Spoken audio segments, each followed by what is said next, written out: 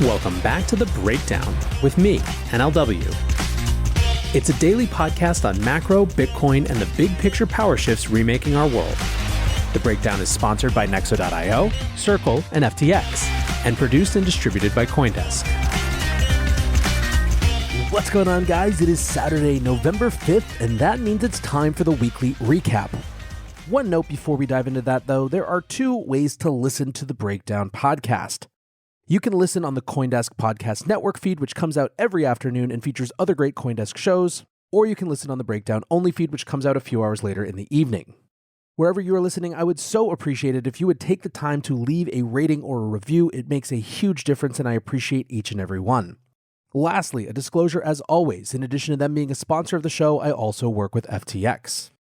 All right, guys, well, for this weekly recap, there is so much news that we didn't have a chance to explore, so let's try to cram the most important stuff in. One of the big themes of the week is what the heck is going on with Web 2. Now, we recently talked about Reddit's digital collectibles, aka NFTs, and how they had brought a whole new group of users in, why the rebranding maybe mattered, and why it suggested that these sort of fun avatars actually might have legs. However, of course, one of the things that this week will be known for in the future is as the first week that Elon Musk was at the helm of Twitter. On that front, it has been a week of tremendous change. Earlier in the week, I did the TLDR up to that point, including the back and forth on the blue check conversation. The update on that is that it's going live.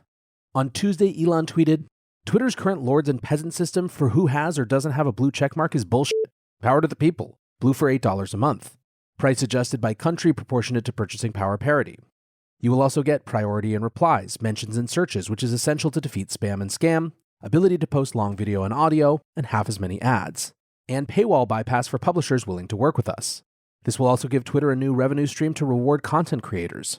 There will be a secondary tag below the name for someone who is a public figure, which is already the case for politicians." Now, it has been unbelievable to me just how much debate around this policy there's been. Elon's been in fights with politicians, with journalists, you name it. Now, I will say that one of the silliest parts of this discourse has been the attempt to brand it as some sort of anti-elite thing. Elon deputy David Sachs tweeted, "The entitled elite is not mad that they have to pay $8 a month. They're mad that anyone can pay $8 a month." I have a general rule that if someone is using the word elite or elites non-ironically, they're a politician trying to sell you something, no matter what their actual job is. Kobe retweeted Sachs and said, "Bro, the elite are the ones trying to make us pay $8 a month. The richest man in the world wants everyone to pay him $100 a year, and he and his Silicon Valley billionaire friends are positioning this as anti-elite. Happy to pay too, not a complaint about paying. Also think verification should be much more widespread too to counter spam. But the actual elites, richest man on earth, SV billionaires, biggest VCs in the world, are now the private owners of Twitter. They are the elites. I'm happy to pay. Twitter needs the money and I get a lot of value from Twitter. But come on, this is not a f*** you to the elites. Maybe it's a f*** you to the New York Times journalist who thinks he's better than everyone because he has a check mark. F*** that guy, sure. But if you think the New York Times journalist is probably more of an elite than Elon Musk and David Sachs, A16Z financiers, etc., well, yeah, all right then." Anyway, back to NLW. I think the verbal sparring is funny, so whatever.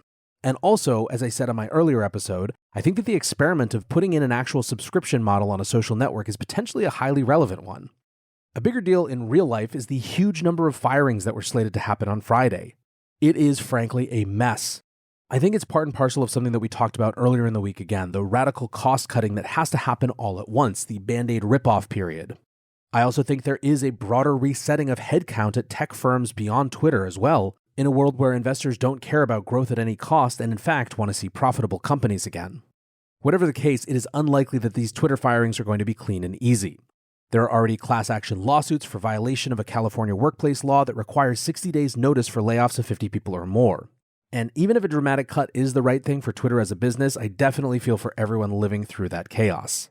Now, as you would expect, with fewer human resources, some projects are going to have to get shelved, and it appears that at least one is crypto-related. According to tech news source Platformer, Twitter is set to shelve plans to build a crypto wallet under its new ownership. One of the big losers of that news is Doge, which is down 10% since the news broke, although that could also just simply be a retracement given that it had doubled in price following the Elon takeover news. Want to keep more profits when trading? Get the best possible prices and trade with 50% lower fees on Nexo Pro. The new spot and futures trading platform uses aggregated liquidity of over 3,000 order books collected from multiple sources. Utilizing the complete Nexo suite allows you to earn interest and borrow funds as you wait for the next trade setup. Visit pro.nexo.io. That's pro.nexo.io and sign up today. This episode is brought to you by Circle, the sole issuer of USDC and a leader in crypto that's held to a higher standard. USDC is a fast, safe, and efficient way to send money around the globe. USDC is always redeemable one-to-one for US dollars and has over $45 billion in circulation as of October 13th, 2022. Plus, Circle posts weekly reserve reports and monthly attestations of reserve capital, letting users know that USDC is safe, transparent, and compliant with regulations.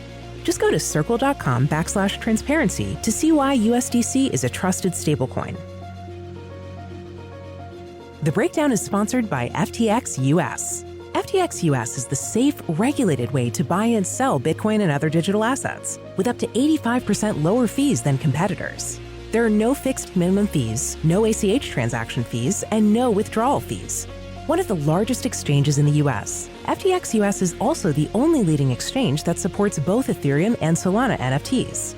When you trade NFTs on FTX, you pay no gas fees. Download the FTX app today and use referral code BREAKDOWN to support the show.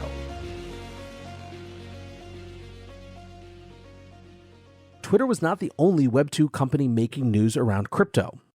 On November 2nd, Meta tweeted, "Soon you'll be able to make and sell NFTs on Instagram, starting with Polygon. You can also now connect to Solana and Phantom Wallet and see information about your OpenSea collection." So what happened is that Meta announced that it would launch a feature allowing digital creators to mint and sell NFTs directly on Instagram in the near future. In late September, Instagram enabled the connection of crypto wallets for the purpose of showcasing NFTs, but this latest feature is billed as an end-to-end toolkit for NFT creation and sale, both within and outside of Instagram. Meta said they would not be charging fees for displaying NFTs and will not charge additional fees for selling NFTs until at least 2024. However, in deference to Apple's recent policy shift, NFT purchases will be subject to the relevant App Store fees. Also at launch, Instagram will be covering all gas fees. Meta is also following in Reddit's footsteps by adopting the digital collectible branding. There's a strong push from the folks at Meta to position this in the context of creators. Stephanie Casriel, who leads commerce, fintech, and Web3 at Meta, wrote, "It's Creator Week at Meta, and we're announcing a bunch of new tools to help creators build their businesses, including a way to make and sell digital collectibles, NFTs, right on Instagram. Blockchain has a role in this because it can enable entirely new business models for creators that give them more control over their work and audiences and how they monetize. But for this tech to truly boost economic opportunity for creators, it needs to be easier to use. By introducing NFTs natively on Instagram, we hope to achieve this and facilitate new forms of connection between billions of people and their favorite creators." Chris Cantino tweeted, 95% of Instagram users have never owned crypto or experienced NFTs in the wild. Now they're about to witness many of their favorite creators make and sell digital collectibles for the first time. This is the journey to mass adoption, and things are starting to get interesting. Now, Polygon, who are powering a lot of these features for Instagram, were also featured in another bit of news. Just this week, JP Morgan announced their first live trade on blockchain. Ty Lobin, who runs Web3 products and Onyx Digital Assets at Onyx by JP Morgan, tweets, "World. JP Morgan has executed its first live trade on public blockchain using DeFi, tokenized deposits, and verifiable credentials. First, we used Polygon for the trade because we wanted to do this on Ethereum and needed cheap gas fees for some expensive operations around identity verification. Future phases of Guardian will explore other blockchains too, given the MAS goal for open and interoperable networks. Second, we used Aave so that we could leverage their permission pools concept. We deployed a modified version of Aave Arc so that we could set certain parameters such as interest rates and foreign exchange rates. Third, we issued tokenized Singapore dollar deposits. This is a deposit token which is a general liability of JP Morgan. It's a native token given stable on-chain value without the scalability issues of stablecoins. This is the first issuance of tokenized deposits by a bank." Now, Ty goes on, there's a huge amount going into this, and I think it's a really good description of just how complex it is for one of these firms to move into this very new way of doing business. Will Clemente included this JP Morgan news in a tweet that's a perfect embodiment of the post-narrative institutionalization theme that I keep harping on. Will writes, "This year, BlackRock announced a Bitcoin offering to its clients. Fidelity has offered Bitcoin in retirement accounts and commission-free crypto trading. JP Morgan just used a DeFi application. Visa has a crypto debit card. Google announced a blockchain node service. The list goes on." Now, you might have noticed among that list Fidelity launching commission-free trading. So what's that about? On Thursday, the company tweeted, "Get on the early access list to trade Bitcoin and Ethereum and discover educational resources that make crypto a lot less cryptic."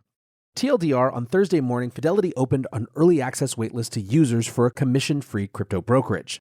The way the commission-free works is that the firm is factoring in a 1% spread on every trade execution, which means that it isn't exactly really commission-free, but it's labeled as such, and to the extent that this reduces the feelings of barrier to entry, I suppose that's a good thing. At the beginning, it will offer just Bitcoin and Ether and will use custody and trading services from Fidelity Digital Assets. There is a $1 account minimum. Now, in a statement shared with CNBC, Fidelity said, quote, "Where our customers invest matters more than ever. A meaningful portion of Fidelity customers are already invested in and own crypto. We are providing them with tools to support their choice so they can benefit from Fidelity's education, research, and technology." Now, it's easy to write off Fidelity as always having been a little bit ahead of the curve when it comes to crypto. But let us not forget that they are a $9.9 trillion asset manager. And they're telling CNBC they're just responding to customer demand.